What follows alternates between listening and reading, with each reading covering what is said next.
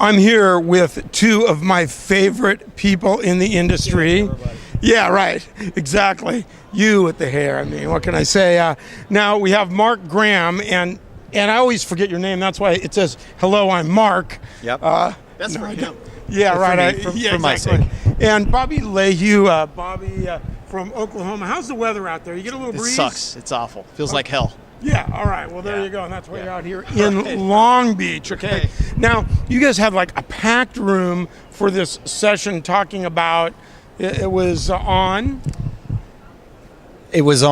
3 models for success in the future of this business, and it was called Survive and Thrive. And we went through 3 different models. One was the niche model, or niche model, as you like to say in the U.S., creative services, and the services and fulfillment model. And we dove into each of them, gave examples, told stories, we told jokes. We didn't get into too many arguments, and it was a wonderful experience. Really bad jokes. Well, and what would you like to add? Just a short little snippet that people can kind of think about as they're viewing this? I think what we're learning is that Mark and I have been in the catbird seat, so we've been able to visit with multiple distributors, probably for the past couple of years, particularly. Not only through the Promo Kitchen podcast, but just being in the industry for too long.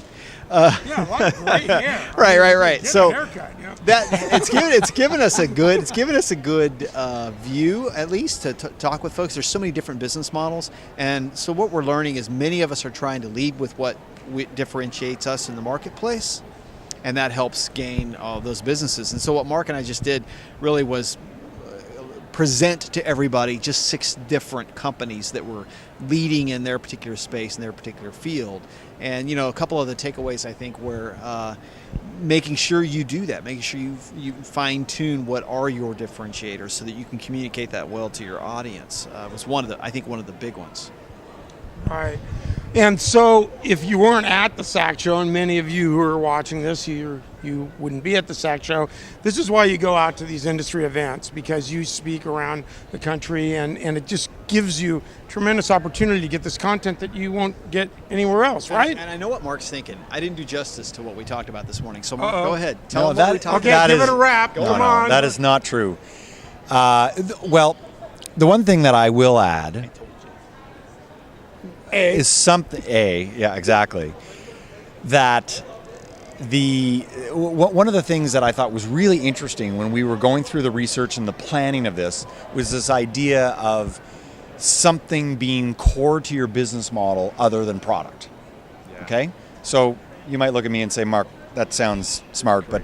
By the way, folks, interruption, we are going long, but this is deep stuff. Seriously, this is meat right here. It's worth rolling the tape. So I'll give you the example. So we gave this example of a friend of ours. Her name is Denise Taschereau. She is a principal and co-founder at Fairwear Promotional Products, and they are absolute leaders in their space in the eco-friendly, sustainable product arena.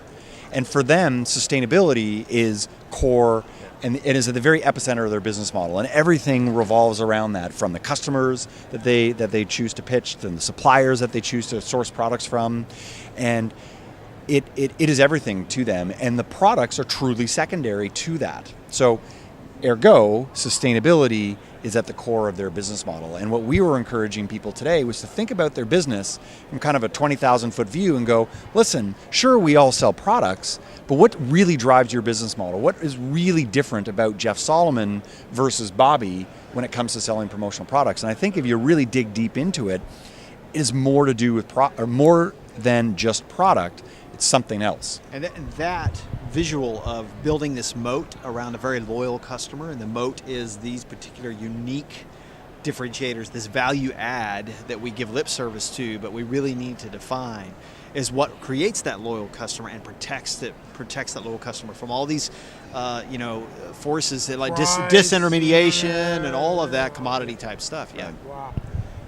It's good stuff, and I thank you guys for sharing. And hey, thank you guys.